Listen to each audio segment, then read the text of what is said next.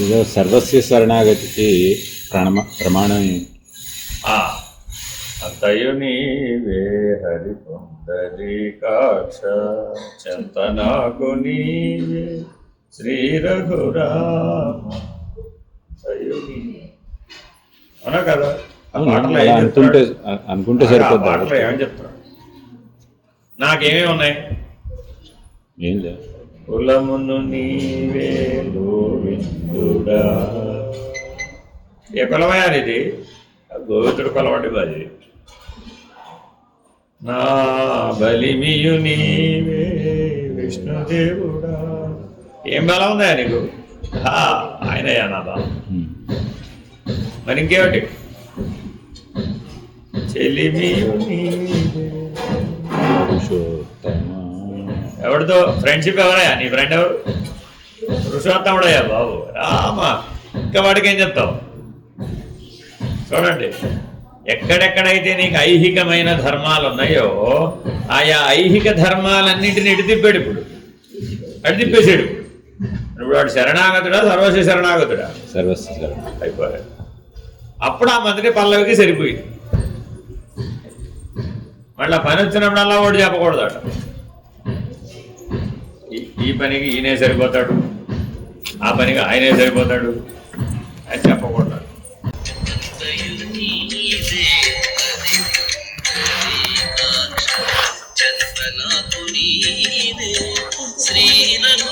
అంటే సౌండ్ ఉంది.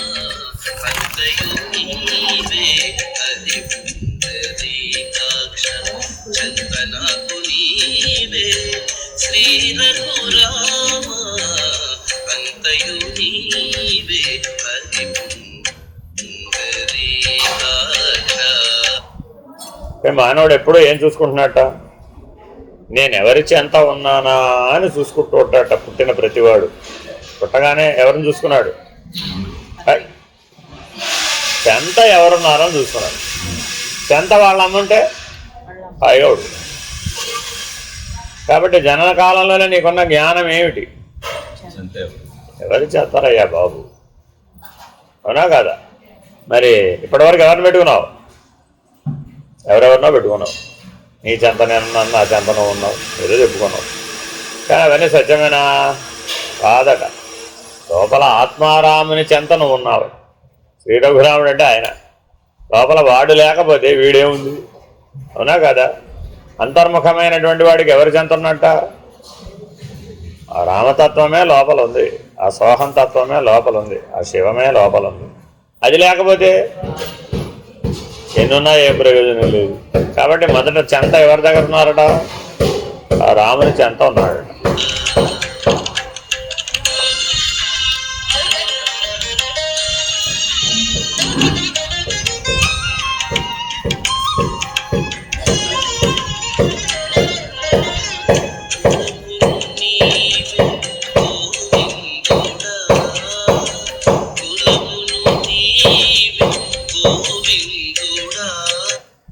నామకరణం మొదటి సంస్కారం ఏమిటి?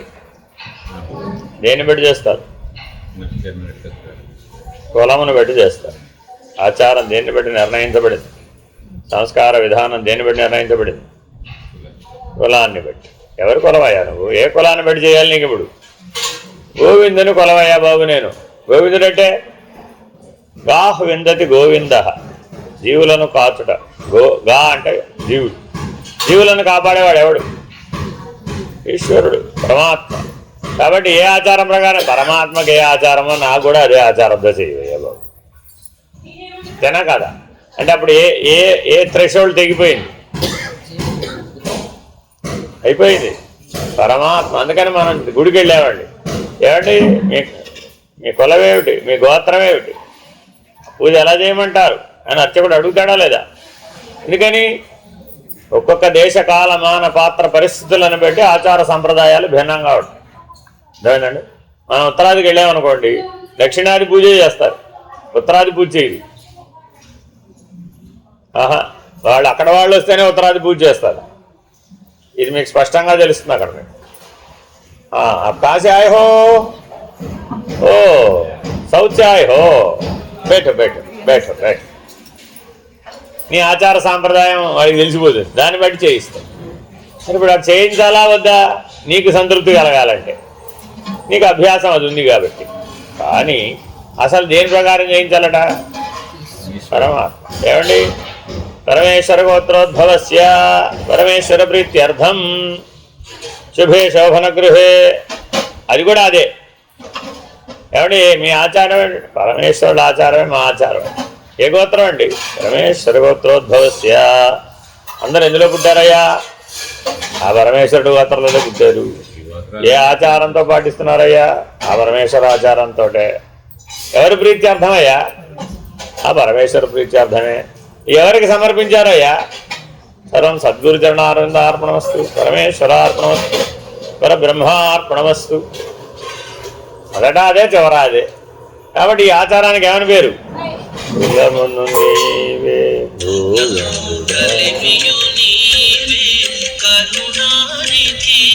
తర్వాత ఏం ఎత్తుకున్నాడు? కలిమి. మిగిలిన సంస్కారాలని దేని బట్టి జరిగినాయి? నామకరణానికి కలిమితో పనిలే. మొదటిసారి పేరు పెట్టడానికి నీకు ఎంత ధనం ఉంది, కోటీశ్వరుడైనా భిక్షగాడైనా నామకరణ దగ్గర ఏం తేడా లేదు. తర్వాత మిగిలిన సంస్కారాలని దేని బట్టి జరిగినాయి?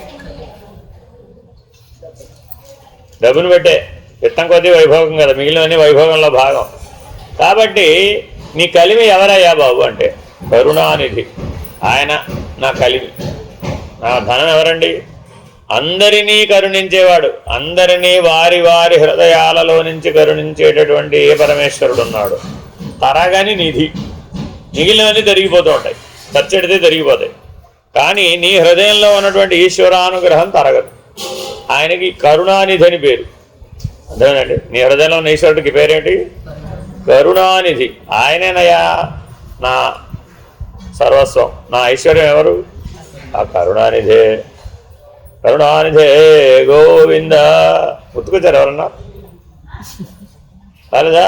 అయ్యో, విద్యాప్రకాశానందగిరి స్వామి వారు భజన చేయించి చివరికి అందరి చేత ఈ నామస్మరణ చేయించేవాళ్ళు. కరుణానిధే గోవింద గోవింద. అందరు చెప్పండి, ఆయన మీ హృదయంలో ఉన్నవాడు ఈ కరుణానిధే అని గుర్తు చేస్తారు.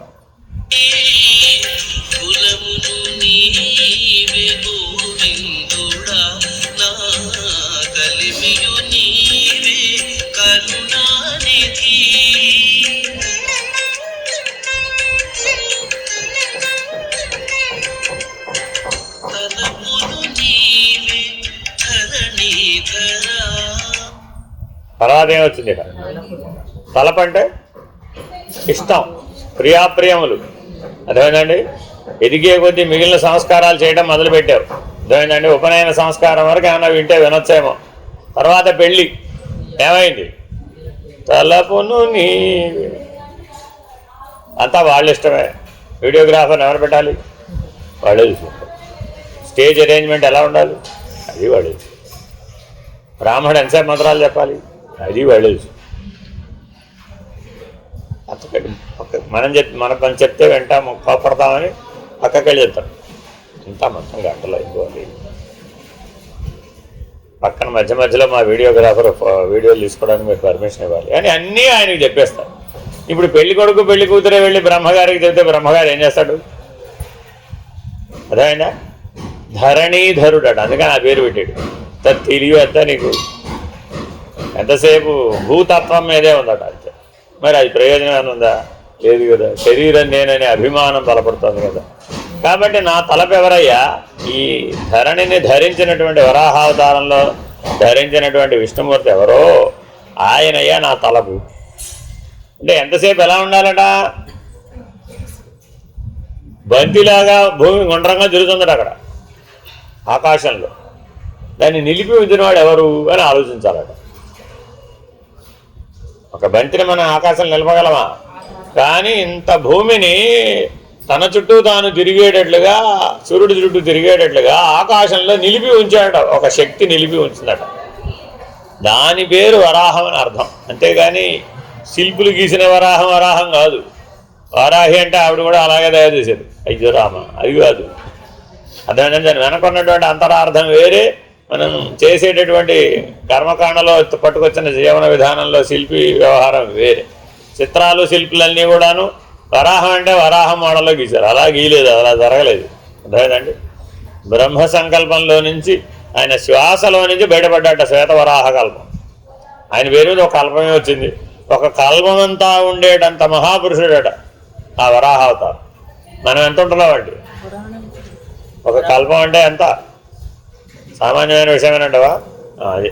కాబట్టి ఏదైతే గాలిలో భూమిని నిలిపి ఉంచగలిగినటువంటి శక్తి ఏదైతే ఉందో అదే వరాహ. ఆ శ్వేతవరాహమే నా తలపు. అంటే నేను కూడా ఏం చేయదలుచుకున్నాను?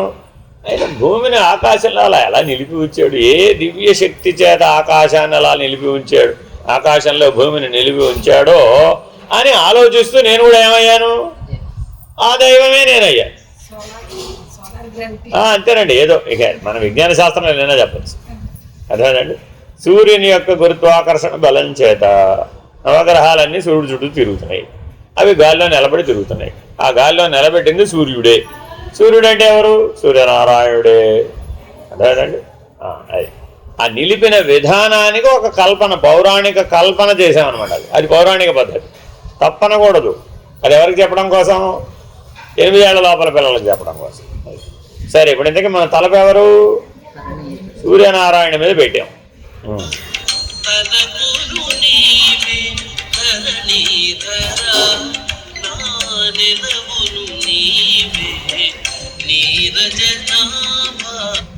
తర్వాత నుంచి దేని మీద దృష్టి పెట్టాడండి? వెళ్ళవగానే ఏమడిగాడు? ఎక్కడ ఉండాలి? Big question.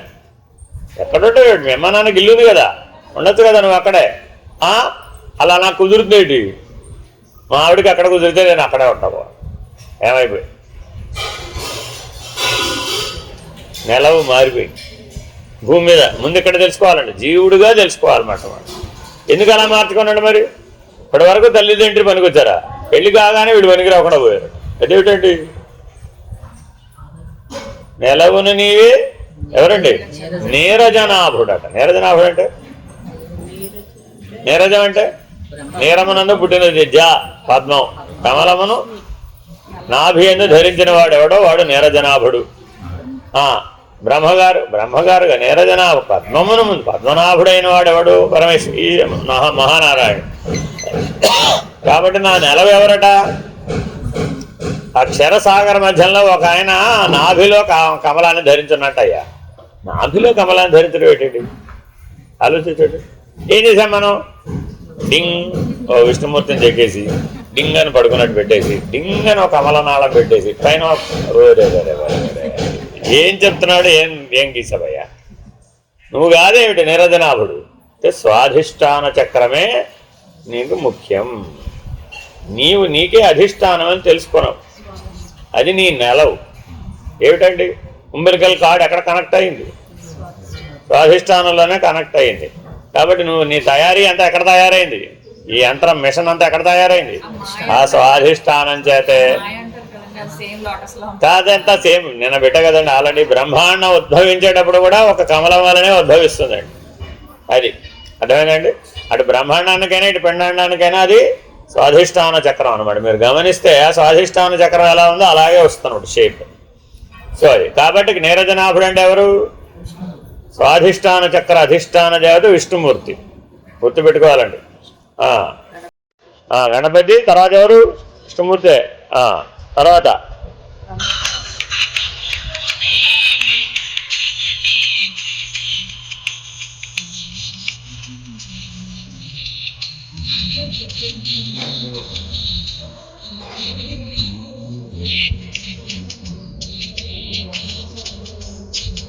ఇంతకీ విష్ణుమూర్తి లోపల ఉన్నాడా బయట ఉన్నాడా?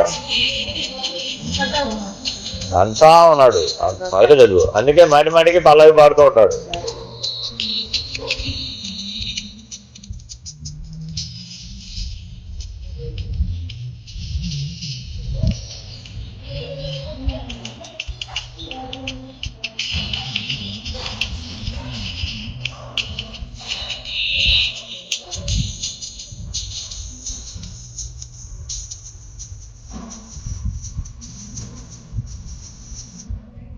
ఏముందండి ఇప్పుడు మన దగ్గర? మన ఆస్తి ఏమిటి ఇప్పుడు? తనువు. ఎంత కష్టపడి సంపాదించుకుంది ఏమిటి? తనువును సంపాదించుకున్నాడు. స్వాధిష్టాన చక్రం ద్వారా ఏం సంపాదించుకున్నాడు? తనువు. కానీ ఈ తనువు అసలు ఎవరిదట? మృత్యువులో వచ్చినప్పుడు కూడా వదిలిపెట్టేది దీన్నే, అవునా కదా? నాది నాది నాది అంటూ ఉన్నట్ట మృత్యువు దాకా. దేన్ని? కానీ అసలు నీ తనువు ఎవరయ్యా? దామోదరుడు. అంటే అర్థమేంటి? అది కూడా అదే. దామము అంటే పద్మం, దామము అంటే పద్మం, ఉదరం అంటే పొట్ట. పద్మమును పొట్టనందు ధరించిన వాడు ఎవడు? దామోదరుడు, విష్ణుమూర్తే. కాబట్టి నీ తనువు ఎవరయ్యా? విష్ణుమూర్తి. నీది కాదు అది. ఎవరిది అది? విష్ణుమూర్తిది. కానీ జీవితం అంతా ఎవరిదని చెప్పుకున్నావు? నాదనే చెప్పుకున్నావు. చెప్పుకోవచ్చు అంటావు అలాగా? అలా ఇలాగా వేరే వాళ్ళది నీదనే ఎలా చెప్పుకున్నావయ్యా?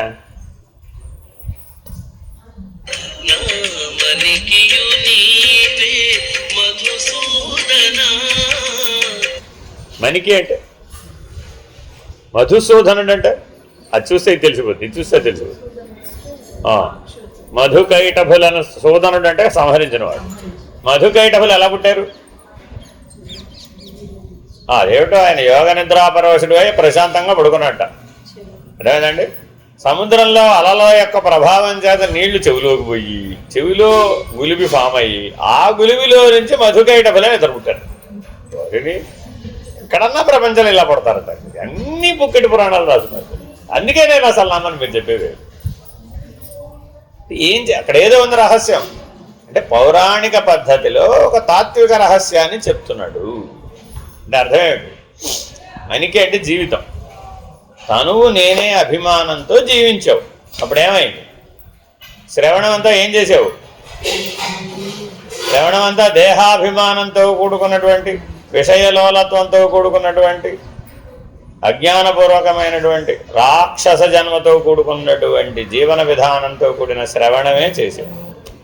అది మధుకైటభులు అంటే. వాళ్ళిద్దరు మన చెవుల్లో ఉంటారంట. ఇంతకీ ఏటవాదా అది? విష్ణు శ్రవణం ఎందుకు చెయ్యాలయ్యా అంటే నీ చెవుల్లో ఉన్న మధుకైటభులను సంహరించడానికి. ఆల్రెడీ మన దగ్గర గులిబిలోంచి పుట్టాడని కాదు అర్థం, రామా ఆ మాలిన్యం అని అర్థం. అది ఈ చెవిలో ఒక మాలిన్యం ఏర్పడుతుందా లేదా? దాన్ని ఎలా విడిపించుకోవాలట? మనసులో ఉన్న త్రిగుణ మాలిన్యం పోయేటట్లుగా భగవన్నామ సంకీర్తనను శ్రవణం చేయాలట. ఆ శ్రవణం యొక్క ప్రభావం అది. అందుకని ఆయన ఎవరు? మధుసూదనుడు. అలాంటి వాడు ఎవరై ఉండాలి? నీ జీవితం అయి ఉండాలి. నీ జీవితంలో ఎక్కడ చూసినా ఎవరు కనపడాలట? నువ్వు కనపడకూడదు. నీ బదులు ఎవరు కనపడాలి? మధుసూదనుడు కనపడాలి. ఆయన ఎప్పుడు చూసినా భగవన్నామే చేస్తుంటాడు. అర్థమైనా? ఆయన నిరంతర భగవన్నామస్మరణ చేస్తుంటాడు, జపం చేస్తుంటాడు ఎప్పుడు. అయితే ఆయన చెబుతూ ఉంటాడు, లేకపోతే ఆయన వింటూ. రెండే పనులు అంటాడు ఆయనకి. ఏమిటది? అయితే భగవంతుడి గురించి ఆయన చెప్తూ ఉంటాడు, లేదంటే భగవంతుడి గురించి వింటూ ఉంటాడు. ఇంతే ఆయన జీవితం. ఎంత తరచు చూసినా కూడా, ఎన్ని సందర్భాల్లో నేను చూశానండి. ఏం కనపడిందండి? అయితే ఆయన భగవంతుడి గురించి ఎవరికైనా చెప్తూ ఉంటాడు, లేదంటే భగవంతుడి గురించి ఆయన వింటూ ఉంటాడు. ఎంతగా తప్ప ఆయన వేరే పని లేదండి. అని ఇప్పుడు ఆయన జీవితం ఏమైపోయింది? ఇప్పుడు మణికియుని మధుసూదన. నా జీవితం అంతా ఆయనయ్యా. ఇప్పుడు మన జీవితం మధుసూదనుడు అంటానికి ఏమైనా వీలుందో? ఎన్ని రాయాలో మన జీవితం గురించి? ఆత్మకథ రాయాలంటే ఒక్క మాటతో చెప్పాలంటే వీలవుతుందట. ఎందుకు అనవట్లేదు? చాలా ఉన్నాయండి బాబు నా గురించి చెప్పాలంటే. చాలా ఎక్కడ ఉన్నాయి? ఒక మధుసూదనుడే ఉన్నాడు, ఇంకెవరు లేరు అక్కడ అనే స్థాయికి మన జీవితాన్ని తీసుకెళ్ళగలరు.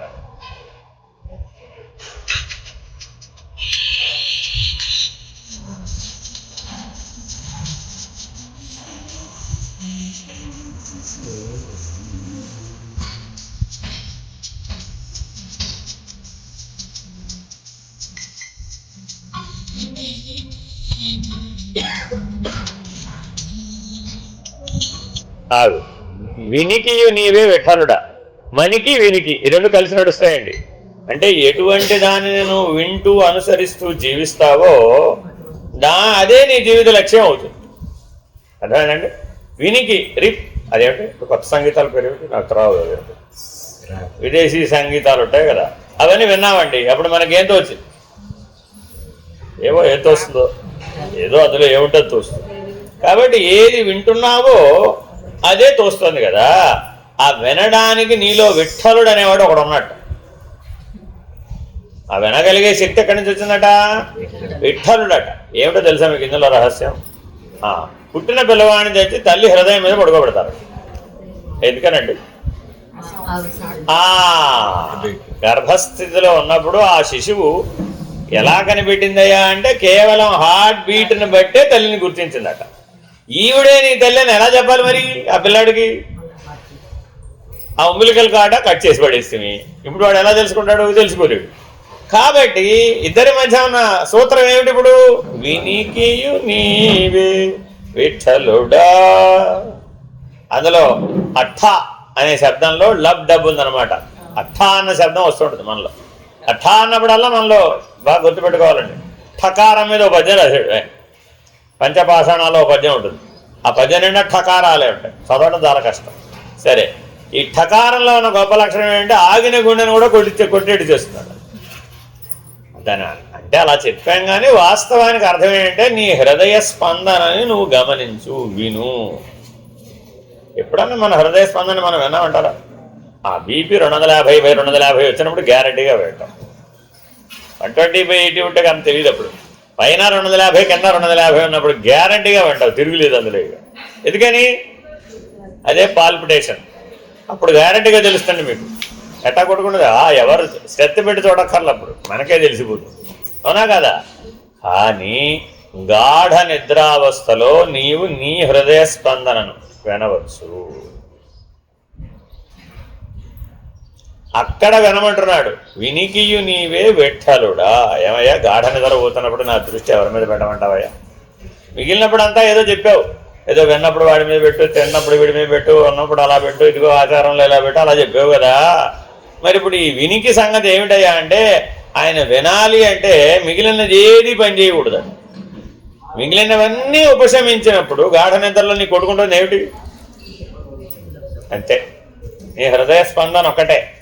ఆ హృదయ స్పందనని అట్లా పని చేయిస్తున్న వాడెవడో వాడు విఠలుడు. ఎవరికి వాళ్ళు ఏమనుకున్నారు? నేనేనండి, నా గుండె నేనే కొట్టుకునేట్టు చేస్తున్నాను. అబ్బా అలా ఎలాగా? ఏమి తెలీదు. అది ఊరికే ప్రతిబింబం. బయట ఎక్కడైనా తెలిసేదాన్ని పల్సేషన్ అంటారు. పల్స్ వేరు, పాల్పిటేషన్ వేరు. అదేనమ్మా, అది వస్తే కానీ తెలియదు. హార్ట్ అటాక్ వచ్చిన వాడికి తెలుసు, అప్పటిదాకా తెలియదు. ఉండే ఉందని తెలియాలి అంటే ఒక గొప్ప అనుభవం రావాలంటే అదేమిటది? హార్ట్ అటాక్ రావాలి. అప్పుడు గ్యారంటీగా గుండె తెలుసు, అప్పటిదాకా తెలియదు. ఇదేమిటి? కర్మానుభవ సూత్రం ద్వారా తెలుసుకోవడం. ఇది కూడా ఒక విధానమే, కానీ ప్రయోజనం లేదు. అంత దూరం ఎందుకు వెళ్ళాలి అసలు మనం? ప్రతిరోజు నిద్రపోతున్నావు కదా, నిద్రపోయేటప్పుడు నీ కాన్సన్ట్రేషన్ ఎక్కడ పెట్టాలి? నీ ఏకాగ్రతను ఎక్కడ పెట్టాలి? శవల్లాగా పడుకోమని కాదు. ఎక్కడ పెట్టి పడుకోవాలి? ఇప్పుడు హృదయ స్పందన, నీ హృదయాన్ని గమనిస్తూ అక్కడ విఠల దర్శనాన్ని కనుక నువ్వు చేసినట్లయితే నాదస్వరూపుడై నీ హృదయాన్ని కొట్టుకునేట్టు చేస్తున్నాడు. విఠలని యొక్క స్వరూపం ఏమిటండి? నాదస్వరూపుడు. ఆ నాదం, ఆ లయ ఆ ప్రకారం కొట్టుకుంటేనే ఆ లయ ఒక హార్ట్ బీట్ తప్పిందండి ఏమైపోతుంది? ఏదైనా అవ్వచ్చు. ఒక బీట్ మిస్ అయితే చాలండి. 72 కొట్టుకుంటుంది కదా, మధ్యలో ఎక్కడో ఒక బీట్ మిస్ అవుతుందండి అంటారు డాక్టర్ గారు. ఎంత కుస్తీ పడ్డాలో ఆ బీట్ మిస్ అయ్యేదాన్ని పట్టుకోవాలంటే అంత సులభం కాదండి. హార్ట్ అటాక్ వచ్చిన ట్రీట్మెంట్ చేయడం ఈజీయే, కానీ మధ్యలో ఎక్కడో ఒక బీట్ మిస్ అవుతుందండి. ఎంత దానికి రీసెర్చ్ చేయాలను. కానీ మరి ఇదంతా భౌతికం, ఇట్టా చెప్పటల్లా. కానీ నీలో నీ శరీరం వాస్తవానికి నాదం మీద ఆధారపడు. నీ శరీరంలో ఉన్న అన్ని వ్యవస్థలు కూడా నాదానుసంధానం చేత పనిచేస్తుంది. ఆ నాదానుసంధానానికి కేంద్ర స్థానం హృదయం. అక్కడ విఠలుడనే రూపంలో పరమాత్మ నీలో ఉండే నాదానుసంధానం చేస్తున్నాడు. అందుకు అర్ధమాత్రకాయత ప్రణవ ధ్యానం చేస్తూ హృదయంలోకి వెళ్ళి కూర్చుంటే నీకు ఆ విఠల దర్శనం అవుతుంది. నీ శరీరంలో ఉన్న సకల వ్యవస్థలు 96 కోట్ల కణాలలో ఉన్న జీవస్వరూపం నాదమే. అర్థమైందండి? దీనికి చాలా సైన్స్ ప్రయోగాలు ఉన్నాయి, అదంతా చెప్పాలంటే చాలా అవుతుంది. సరే, ఇంతకీ ఏతావాత ఈ విఠలుడు ఎక్కడున్నాడు? హృదయంలో ఉన్నాడు.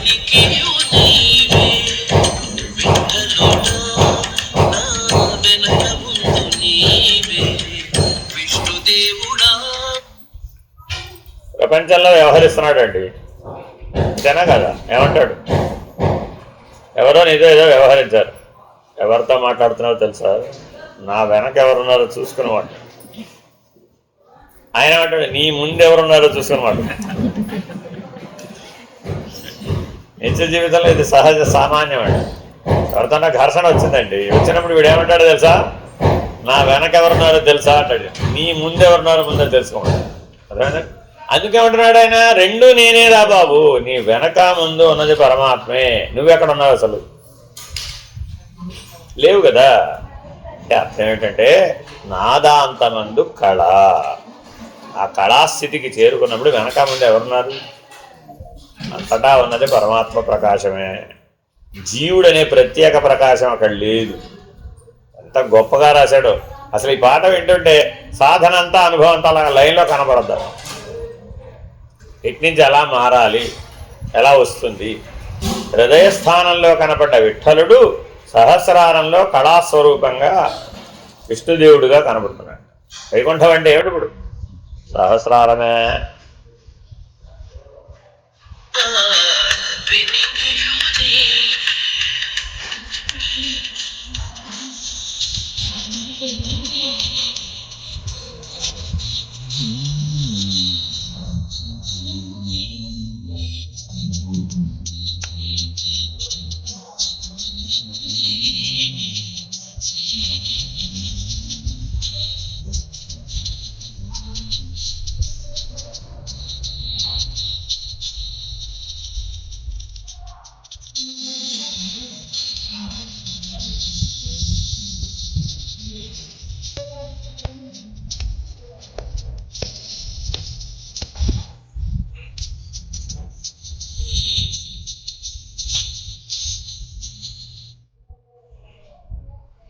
ఏంటండి?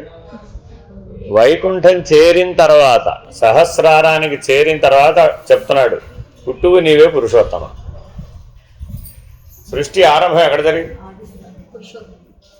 సృష్టి ఆరంభం ఎక్కడ జరిగింది? పురుషోత్తముని యొక్క నాభి కమలంలో బ్రహ్మగారు పుట్టారు, ఆయనతో సృష్టి ఆరంభమైంది. అదేనండి. తర్వాత ఆయన సృష్టి చేయమని ఆదేశించాడు. ఎలా చేశాడు ఆయన? ఎవరో ఒక ఆయన పువ్వులో కూర్చున్నట్ట, ఆ పువ్వులో కూర్చున్న ఆయన సంకల్పించాడట, ఆయన ఆలోచనలో నుంచి అందరూ పుట్టారట. ఏంటంటే డాక్టర్లు కూడా చేరుతున్నాడు అన్నమాట. ఏం చెప్తున్నాడు? అక్కడెక్కడో ఇలా ఇక్కడేదో భూమండలంలో జరిగినట్టు మనుషులు కూర్చుని అక్కడేదో చేశారని చెప్పడంలే. నీలో సంకల్పం ఎక్కడ పుట్టింది? నువ్వు సహస్రార మధ్యంలో ఉన్నటువంటి బిందు మధ్యంలో నీకు సంకల్పం పుడుతుంది. ఆ సంకల్పమే సకల సృష్టికి ఆధారం. నీ జీవితం అంతా దేని మీద నడిచింది? బ్రెయిన్ డెడ్ కేసు తీసుకున్నామండి. ఏమాగిపోయింది ఇప్పుడు? ఏమాగిపోయింది ఇప్పుడు? సహస్రారంలో ఉన్న బిందు మధ్యం చెడిపోయింది. That's called brain dead. ఏమైందయ్యా అంటే ఆ మధ్యలో కరెక్ట్గా మధ్యలో కొట్టేసిందండి, అంతే. వేరే ఇంకేం లేదు. ఇక్కడెక్కడో వెనక దెబ్బ తగిలిందండి. వెనక దెబ్బ తగిలితే ఏమైంది? మిగిలిందంతా ఎలా ఇవే, కానీ ఏం పోయింది? పురుషోత్తముడు కొట్టేసాడు, అంతే. పుట్టువు నీవే పురుషోత్తముడు. ఆ పురుషోత్తముడు అనేవాడు లేకపోతే సృష్టి లేదు, ఆధారం లేదు. అదేనండి. మరి ఇప్పుడు పురుషోత్తముడు మనం తెలుసుకున్నట్ట సంకల్ప స్థితిలోనే తెలుసుకోగలుగుతావు, ఆలోచన స్థితిలో తెలుసుకోలేదు. అదేనండి. ఆలోచన అంతా బహిర్ముఖం. కాబట్టి అంతర్ముఖ సాక్షి ఎవరు? పురుషోత్తముడు. ఆ సంకల్పాలన్నీ ఆ కళాస్వరూపంలోనే ఉత్పన్నమవుతాయి. అందుకని 16 కళలు ఎక్కడ ఉత్పన్నమైనవి? సహస్రారంలోనే ఉత్పన్నమవుతున్నాయండి. అందుకే ఆయన ఎవరు? పూర్ణ పురుషుడు. ఆ 16 కళలు ఒకడిలోనే ఉన్నాయి. ఆయనే పురుషోత్తముడు. అంటే పురుషోత్తముడు అనే నిర్వచనం దేంతో చెప్పాము? షోడశీభావం. 16 కళలు ఎవరిలో అయితే ఉన్నాయో ఆయనే పురుషోత్తముడు. ఒక్క కళ తగ్గిందండి, అక్షర పురుషుడు. ఒక్క కళ తగ్గింది, పంచదశి చేత నిర్ణయం అయ్యేది అక్షర పురుషుడు. అంటే ఒక్క కళ, పూర్ణ కళ కలిసింది పురుషోత్తముడు. ఇంతేనట తేడా, అంతకుమించి ఏమీ లేదట. మరి ఏమిటండి భేదం అంటే అదేనయ్యా, కళామధ్యమందు చూడ చెలువైన పరమాత్మ. ఆ కళ వరకే వెళ్ళాడు ఆ పంచదశి అంతే. చెలువైన అంటే నిలకడగా, స్థిరముగా, నిత్యముగా, సత్యముగా, కదలకుండా, మారకుండా, ఉన్నది ఉన్నట్లుగా చెలువైన. ఎంత గొప్ప మాట అది, అచ్చతెనుగు శబ్దం అంటే ఇన్ని లక్షణాల సమాహారం చెలువైన. అందులోంచి వచ్చిన శబ్దమే చెలి. అంటే అర్థం ఏంటి, నీకు అన్ని లక్షణాలు ఇచ్చేది ఆవిడ, నేను అన్ని లక్షణాలు చేసే ఆవిడ భార్య అని అర్థం. నిజంగా భార్య గురించే చెప్తున్నాడటవా?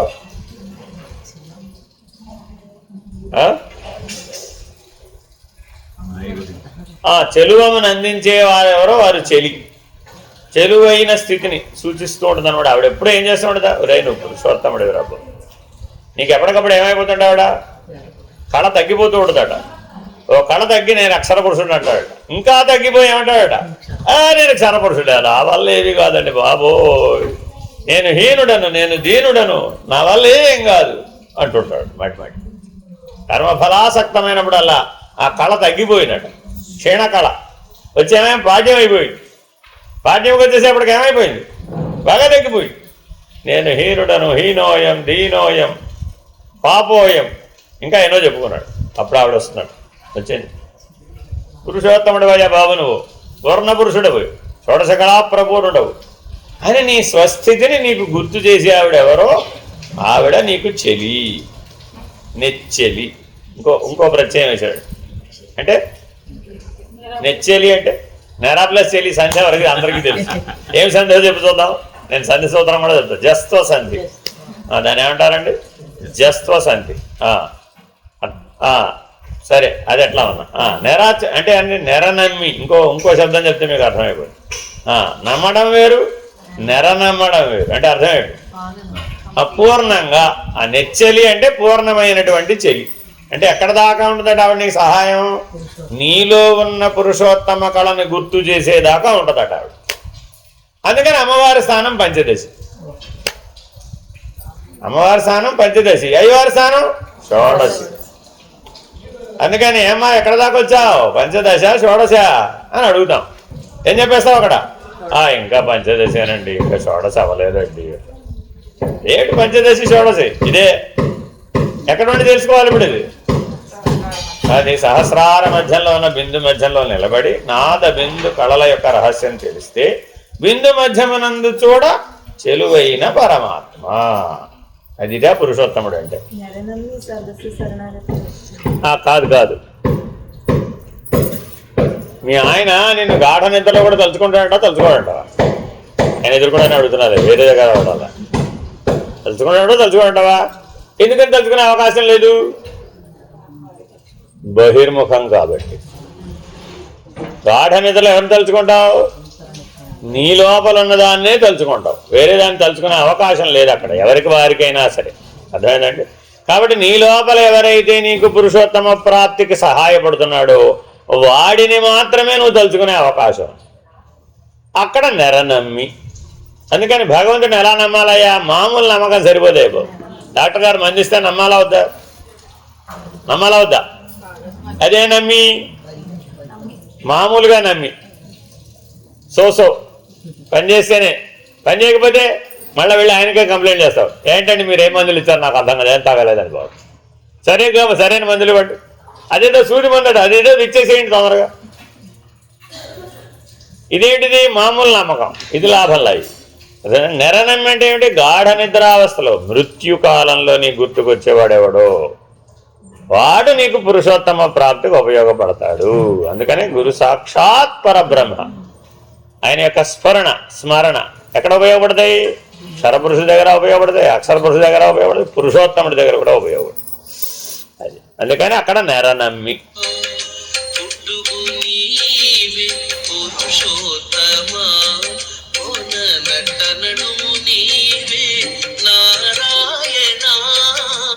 నారాయణ అంటే ఏమిటి? నారం అంటే నీరు, ఆయనం అంటే వ్యాపించుట.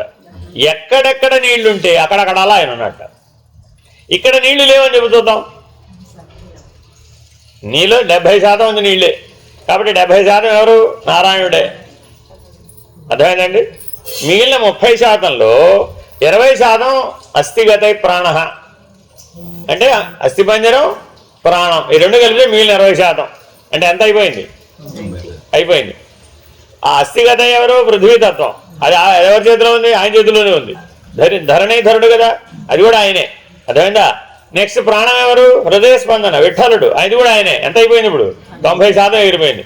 మిగిలిన 10% ఏంటో చెబుతున్నాం. Very important. మిగిలినంతా ఆకాశమేనయ్యా బాబు. ఆకాశం నేనేని అంటున్నావు. ఇప్పుడు ఇంత కేతావాత చేసి నేనని అంటున్నావే, ఆ నేనెవరే అంటే ఆకాశాన్ని చూపెట్టి నేను అంటున్నావు. మిగిలిందంతా భగవంతుడే. మిగిలిందంతా భగవంతుడే. ఇది ఈ ఆకాశం ఎవరేమిటి? అది సాక్షాత్తు భగవంతుడే. వీటికన్నా ఇంకేమన్నా అటు ఇటు వ్యవహారం ఉండొచ్చేమో కానీ ఆకాశం అవ్యవహారి కదా. ఆ అవ్యవహార లక్షణం చేత ఆకాశం భగవంతుడు లాగా ఉంది. ఆకాశమే భగవంతుడు అనకూడదట. ఆకాశం భగవంతుడు లాగా ఉంది కాబట్టి పూర్ణంగా నువ్వు ఎవరయ్యా? భగవంతుడే. నీ ఎందంతటా వ్యాపించిన వాడు ఎవడయ్యా? ఆ నారాయణుడే. ఎలా చెప్తావయ్యా అంటే, నాయన నీలో బ్లడ్ డ్రాప్ వెళ్ళనటువంటి ప్రాంతం ఏదో చెప్పాను. నీ శరీరంలో బ్లడ్ డ్రాప్ ప్రవహించనటువంటి ప్రదేశం ఒకటి చెప్పు. గోళ్ళు వెంట్రుకలు తప్ప. అది పెరికార్డియల్. దానికి వెళ్ళదట. ఎందుకని అలా పెట్టాడంట? పాయింట్ అక్కడ. అది అంటే ఇందాక 10% అని చెప్పాను చూడండి. అక్కడ నీళ్లు లేవు, గుర్తుపెట్టుకోవాలండి. అందుకే అక్కడ దాకా చెప్పి వదిలేసింది. ఆ 10% అలా ఉంది. ఆకాశతత్వం అన్ని చోట్ల ఉంటుందండి. బ్లడ్ వెజల్లో కూడా ఉంటుంది. బ్లడ్లో ఉన్నటువంటివన్నీ అందులో ఫ్లై అవుతున్నాయి. ఆ ఫ్లై అవ్వడానికి అందులో ఏదో ప్లాస్మా ఉంది. ఇలా చాలా దూరం వెళ్ళాం మనం కదా. ఎంత దూరం వెళ్ళినా అంత దూరం ఉన్నటువంటి 96 కోట్ల కణాలకి అవకాశం ఇచ్చింది ఎవరయ్యా? 10% స్పేస్. అసలు నీ శరీరం అనే స్పేస్ అక్కడ ఉంటేనేగా. అక్కడ స్పేస్ ఉంటే ఆ స్పేస్లో ఇల్లు కట్టామండి. ఆ స్పేస్లో మళ్ళీ మనం కూర్చున్నాం. స్పేస్లో స్పేస్. ఇప్పుడు ఆకాశంలో ఆకాశం. అంతేనా కదా? దీన్నేగా జ్ఞాత అంటున్నాం. వేరేమంటున్నాం అండి. మనం ఏం చేసాం? మళ్ళీ కళ్ళు మూసి కూర్చుని నా లోపల ఉన్న ఆకాశాన్ని నేను దమ్గాని, నీ బయట ఆకాశం ఉంది, నీ లోపల ఆకాశం ఉంది, కళ్ళు తెరిచి చూసి తెలుసుకోవచ్చుగా. అని దాన్ని కళ్ళు మూసి కూర్చోడు ఎందుకు? నేను ఒప్పుకోను. ధ్యానం చేస్తేనే తెలుస్తుంది, లేకపోతే తెలియదు. ఆకాశం తెలియాలంటే ధ్యానం చేయాలవుతా. అంటే మిగిలిన 90% అది తెలుసుకోనివ్వకుండా ఓవర్లాప్ అయిపోతున్నాయి అన్నమాట. అక్కడ ధ్యానం చేసినప్పుడు ఏమైపోయినప్పుడు ఈ 90% ఏం చేసామప్పుడు పట్టించుకోలేదు. పక్కకు తోసా ఎక్కడ తోసేస్తాం? ఇందులోని శరీరంలో 90% ఎక్కడ తోసేయలేదు. పట్టించుకోకుండా ప్రధానమైన దాని మీద దృష్టి పెట్టాం. ఆకాశతత్వం మీద దృష్టి పెట్టి ఆకాశంలో ఆకాశం అనేటటువంటి జ్ఞాతని గుర్తుపెట్టే ప్రయత్నం చేయడమే ధ్యానం. కాబట్టి ఎంత బాగా చెప్పాడు. అంతటా వ్యాపించినవాడు ఎవడాడు ఇప్పుడు? నారాయణ.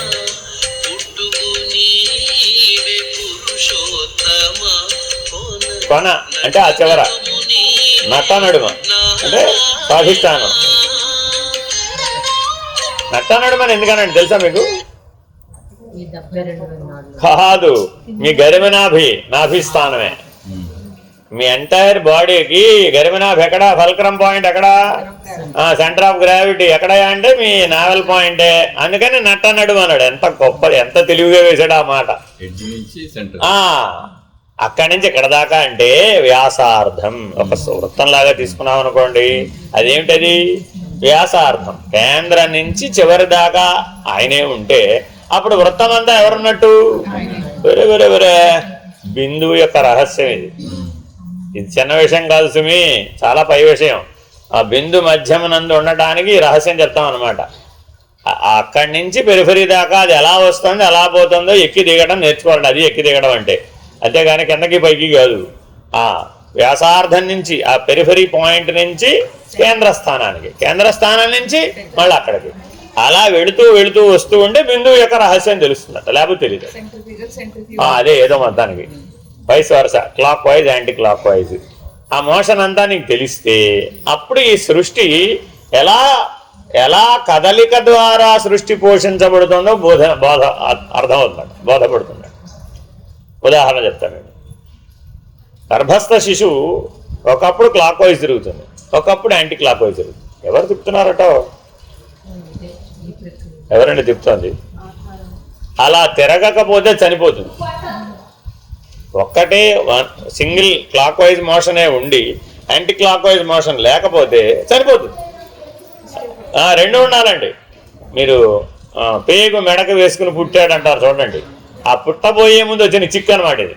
వాడికి అడి తిరగాలో ఇటు తిరగాలో కన్ఫ్యూజన్ వచ్చింది. క్లాక్ వైజా యాంటీ క్లాక్ వైజా? పుడుతూనే కన్ఫ్యూజన్ ఉంటే పుట్టాడు బాబు వీడు. అర్థమైనా? ఎక్కడొచ్చింది తేడా? ఇప్పుడు ఎక్కడొచ్చింది? సహస్రారంలో నాదబిందు కళల దగ్గర వచ్చిన తేడా.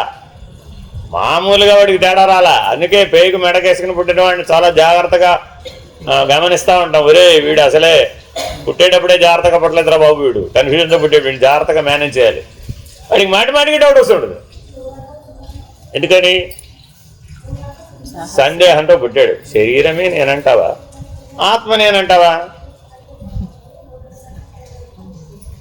శరీరమే నేనంటావా, ఆత్మ నేనంటావా? కన్ఫ్యూజన్ ఎప్పుడు వచ్చింది? పుట్టక ముందు వచ్చిందయ్యా బాబు. మరి పోయే లోపలన్నా సందేహం తీరిపోలేదా? కాబట్టి జిల్లాలో అమ్మ చెప్పింది, నాయన దేహం అన్నంతకాలం సందేహం ఉంటుందిరా బాబు. అంటే ఏం చెప్పినట్టు ఇప్పుడు? అంటే దేహాభిమానాన్ని విడవకుండా నీవు జ్ఞానాన్ని పొందడం వీలు కాదు. జ్ఞానం వచ్చింది, ఏ సందేహం లేదు. జ్ఞానం రాలేదు. నాదబిందు కళల రహస్యాన్ని భేదించినా కూడా నీకు సందేహం ఉంటుంది. ఆ సందేహం ఏంటో తర్వాత.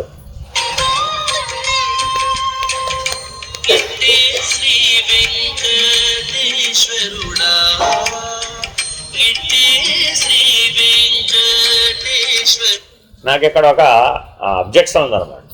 అంటే రాగం కోసమని ఇక్కడ ఏం చేశారంటే వెంకటేశ్వరుడా అని విడదీశారు. అలా విడదీయకూడదు. అర్థమేనండి? అంటే రాగతాళ లయలకు సరిపోవచ్చేమో కానీ భావభంగమైన. ఎందుకని? ఎక్కడ దాకా చెప్పాం? సాక్షాత్తు పురుషోత్తముడి దాకా చెప్పేశాం. చెప్పి సృష్టి సంకల్పం చెప్పేశాం. ఇప్పుడు ఎక్కడ దాకా చెప్పాలట? ఇట్టే. ఆ ఇట్టేలో ఉంది లయస్థానం. అర్థమేనండి? ఇట్టే శ్రీ వెంకటేశ్వరుడా. ఏమిట్రా బాబు అంటే ఆ లయస్థానం తెలియజెప్పేవాడేవాడు ఆయనట వెంకటేశ్వరుడు. అదిట కలియుగ వెంకటేశ్వరుడు యొక్క ప్రాధాన్యత.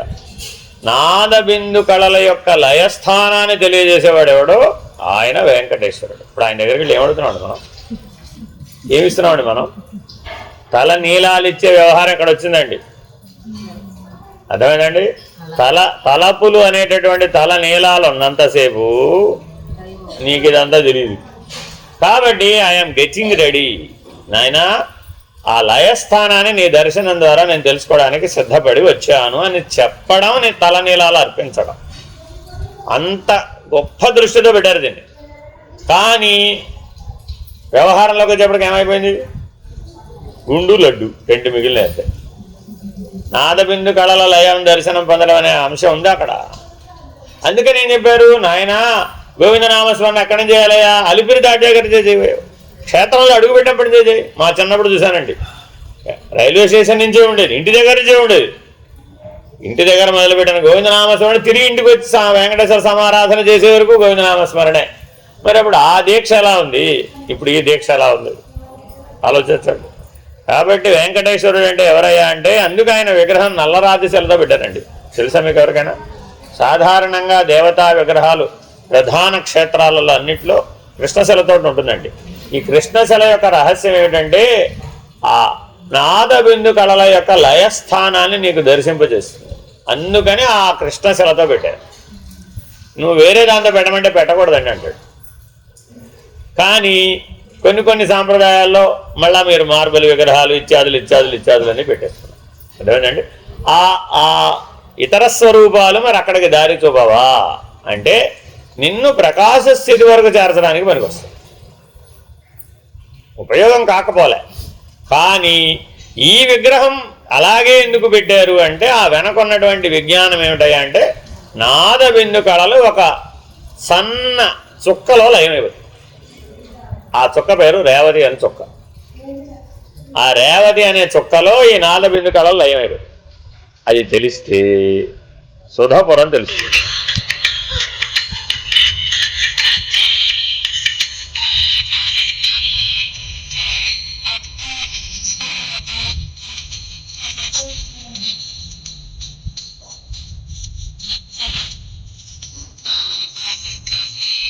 గతి అంటే ఎండ్ ఎండ్. ఏది గతి నాకు, నా లక్ష్యం ఏమిటి? ఈ గతి అన్న శబ్దం చాలా చోట్ల వాడతాం. నాయన ఏమిటి నీకు ఈ దుర్గతి అంటే లక్ష్యం నుంచి పడిపోవడం అనమాట. అర్థమేనండి. ఈ గతి అంటే అర్థం అంటే నీ లక్ష్యం. ఇదే నా లక్ష్యం. ఏమిటి? నాదబిందు కళల యొక్క లయస్థానాన్ని తెలుసుకోవడమే నా జీవిత లక్ష్యం అని ఎవరు నిరూపిస్తున్నారు?